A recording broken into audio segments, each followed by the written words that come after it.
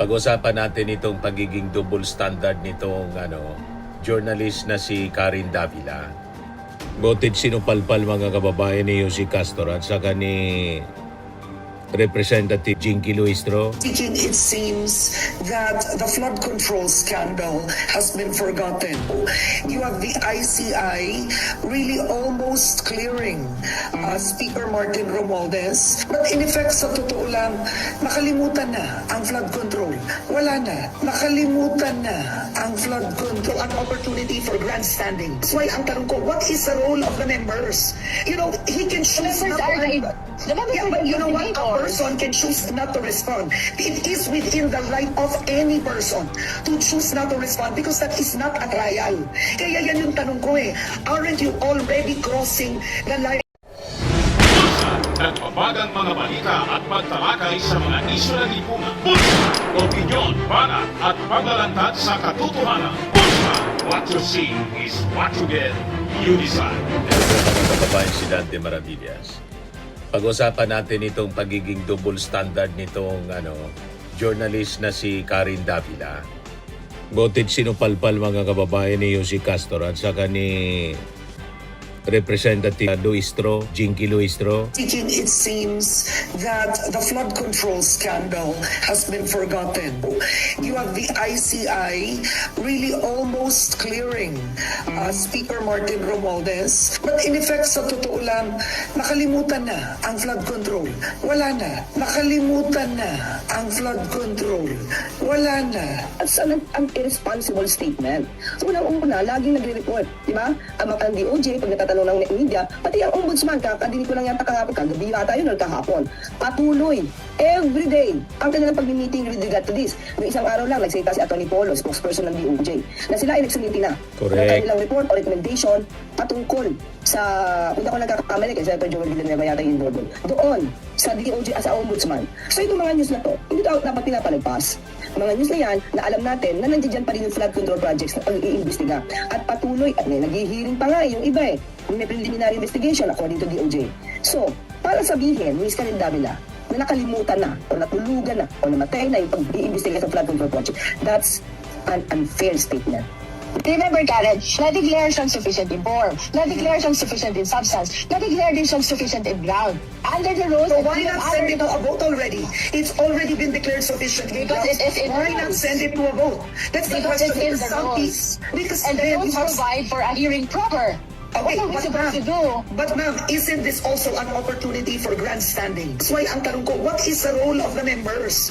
You know, he can choose Members not are to... the members Yeah, are but you know what? A investigators. person can choose not to respond. It is within the right of any person to choose not to respond because that is not a trial. Kaya yan yung tanong ko eh. Aren't you already crossing the line at this point by... You're actually, ang pinapasabihan nyo are probable evidence, ha?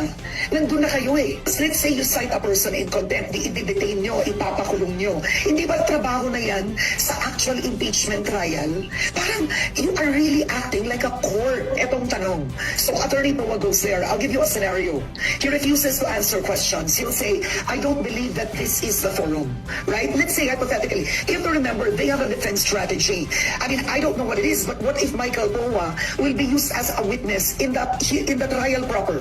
Because you yourself said he was in a position then, right? During that time, he knows where the funds were spent. So he may not be one of the lawyers in the hearing, in the trial proper, but they could use him as a witness. We don't know that. But by bringing him there, o sasabihin ng kasamahan mo, we will cite you in contempt for not responding. So that's when this gets blurry. He can choose not to respond. He can choose not to cooperate because it could be a part of the strategy. This is why ang tanong ko, what is the role of the members? You know, he can choose Members not are to... the members Yeah, are but you know what? A investigators. person can choose not to respond. It is within the right of any person to choose not to respond because that Ayaw is nang not a trial. pasalitain si Kaya Jinky. yan yung tanong ko eh. Aren't you already crossing the line at this point by... You're actually, ang pinapasabihan nyo are probable evidence, ha? Nandun na kayo eh. So yan ang tanong ko, okay, what if Attorney Poa refuses to respond? Can you cite him in contempt? Oh, that's a basic question. Can you... He has to cite the ground for refusing to Okay, respond. so a possible response, Mr. Chair, I cannot respond because this will be part of the evidence in the upcoming trial. By responding, we will be handing out our strategy. As a team, we have decided not to respond in this hearing. O paano kayo ngayon? Because they are not recognizing the constitutionality of Not the necessarily. proceeding. And that the They can reason... say we recognize this, but I am limited. I cannot give out details. O Well, paano it will depend on the members of the Justice Committee. May rules tayo. Inciting... How far can you go? Frankly speaking, it seems Nag-abogado na po kay Michael Poa. Hindi man siya abogado. Nag-interview siya, mga kababayan. Hindi man niya binibigyan ng pagkakataon si Jinky Luistro na magpaliwanag. Siya na lang yung nagsasasalita. So yun ang pag-usapan natin, yung pagiging double standard ni Sara Duterte. Kaya tama itong post ni Dakakiraki, mga kababayan. Yan o. Basahin ko sa inyong post ni Dakakiraki. Journalists like any other person have their personal biases. But when acting in a professional capacity, they are expected by their audience to be that professional. Karen Davila's credibility is fractured by her own personal bias. On one side is a Karen who is friendly to a fault in her interviews. With the DDS-2B, she poses no challenging questions and even gives him a free pass on obviously baseless gossip against former Speaker Martin Romualdez and even Majority Floor Leader Sandro Marcos. She is almost conspiratorial in promoting his false narratives or her false narratives.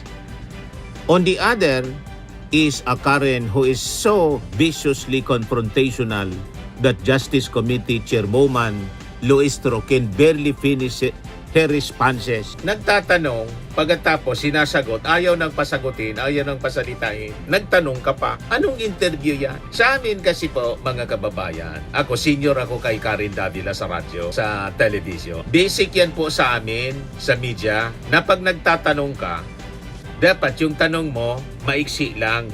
Mas mahaba kaysa sa tinatanong. Mas mahaba pa yung sinabi ni Karen Davila kaysa doon kay Luistro. Nagtanong ka pa. Ikaw na lang sana yung sumagot. Nag-interview ka pa. Ang interviewer, dapat maiksi ang kanyang sinasabi kaysa sa ini-interview. Kasi kung mas mahaba pa yung sinasabi mo, huwag ka nang mag-interview. Ikaw na lang ang sumagot sa tanong mo. That is basic, mga kababayan, sa journalism.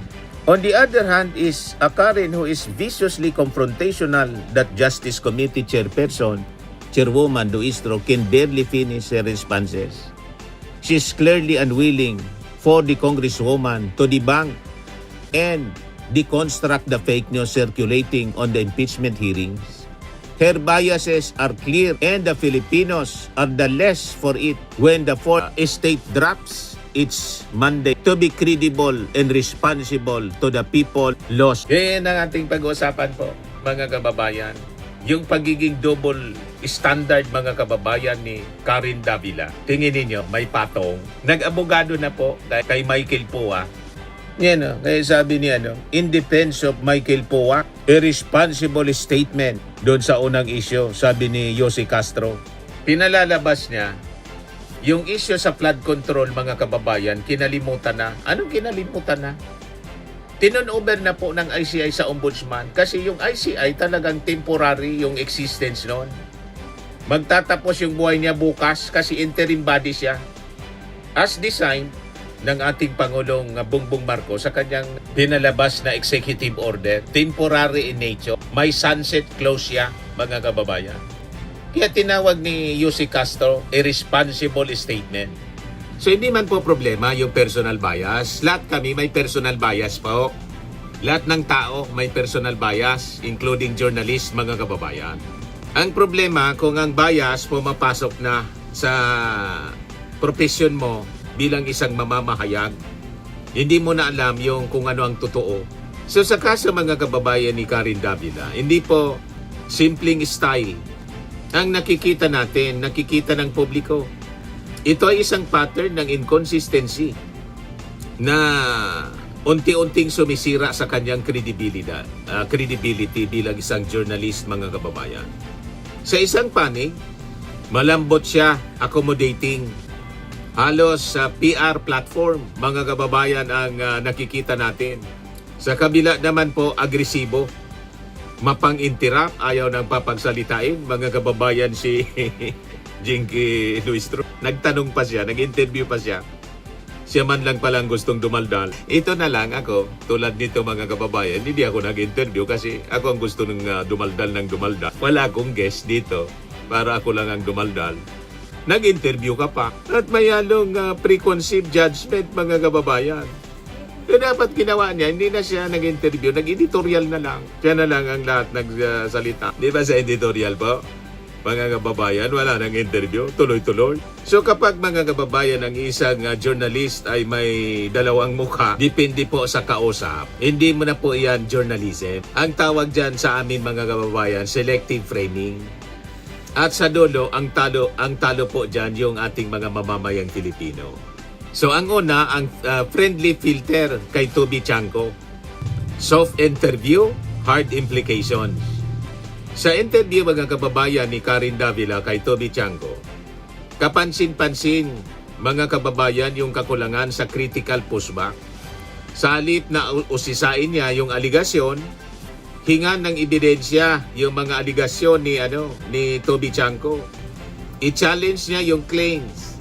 Ang nangyari mga kababayan na ipasa yung narrative ni Toby Chanko nang halos walang resistance. So dito tayo sa journalism versus platform mga kababayan. Ang tungkulin ng journalist, hindi po maging megaphone, hindi po maging echo chamber, kundi maging filter po ng katotohanan. Ganon dapat ang isang journalist. I must know kasi journalist po ako. So kapag hinayaang lumusot mga kababayan yung unverified claim, hindi ka na journalist, naging distribution channel ka na ng posibleng disinformation, free pass sa mga chismis at mga paratang. Walang ebidensya, walang follow-up. May mga paratang laban kay Martin Romualdez, kay Sandro Marcos, na ilahad mga kababayan ng walang demand for proof, fact-checking, and accountability question. So, nandyan mga kababayan yung tinatawag na gatekeeping failure. Sa media ethics kasi mga kababayan, may konsepto kami ng gatekeeping. Hindi dapat mga kababayan na ang lahat ng sinasabi ng guest ay maipasa sa publiko nang basta-basta lang.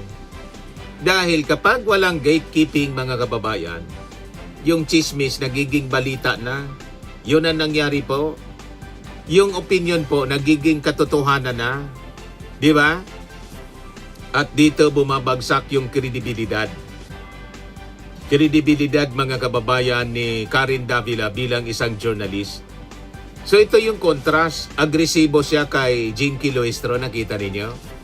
Ibang Karen Davila, si Karen nang makausap, i-interview si Jinky Luistro. Mas marami siyang sinasabi kaysa kay Jinky na tinatanong niya. Nagtanong ka pa. Ginawa na mo na sana editorial. Ikaw na lang yung nagsalita. Kung ako yung station manager niya, dito hindi yan lulusot sa akin. Siguradong ini-meeting ko. May memorandum. Di ba? Nung station manager, hindi pwedeng ganyan. Na nag-interview ka, mas marami ka pang sinabi kaysa sa doon sa guest mo na tinatanong mo. Di ka na sana nag-imbita ng guest para magsalita at tanungin mo. Mas mahaba yung tanong sa sagot. Alang yung journalist na itong Karen Davila. Yan na ba yung journalism ninyo dyan sa ABS-CBN? Sino nagturo sa inyo yan? Karen? Ang tagal mo na dyan sa journalism, ganyan ka magtanong, mas mahaba pa yung tanong mo sa sagot. Masyado kang nagmamagali. Mas magaling ka kaysa kay Atty. Jinky Luistro. Swimming and lifting cream, pinapahid po sa mga pulses in affected area. Mainam po sa paninigas ng mga kaso-kasuan. Ito naman po, Automax Radiant Serum. Sa mukha naman yung application, anti-aging po siya. You will look 10 years younger than your age. Sa mga cancer patients naman po, baka lang gusto ninyo itong itry. Nengxia Red Mix Fruit Drink. Hindi mo po siya gamot, food supplement siya. Kaya lang, gawa siya mga kababayan sa goji berry. Yung goji berry may anti-cancer properties. O ngayon, yung mga inquiries ninyo, dumiritso na lang kayo sa aming messenger sa Facebook para masagot namin agad. Ayos pa, Ayos na ayos niya, Mr. Maravilla. Sa mga naghanap po ng malinis and spacious fitness gym, pumunta lang po kayo sa aming Colossal Fitness Gym. May Grab car rental din po kami. But anyway, ito po pala yung aming bagong product na binibenta online. I am worldwide amazing pure organic barley powdered drink mix from Australia. Negosyo to ng aking anak na architect entrepreneur Riz Maravillas. Ayan po. Kontakin na lang po ninyo siya, Riz Maravillas on Facebook. Ang mga health benefits niya, boost immunity, improves digestion, enhance energy levels, packed with antioxidants, prevent cancer. Ito naman po yung bago naming product na binibenta online. Eye Glow Serum, whitening po siya. Tingnan ninyo yung epekto sa aking anak na architect before and now. Yung mga inquiries po ninyo, dumiretso na lang kayo sa kanyang Facebook account, Riz Maravillas.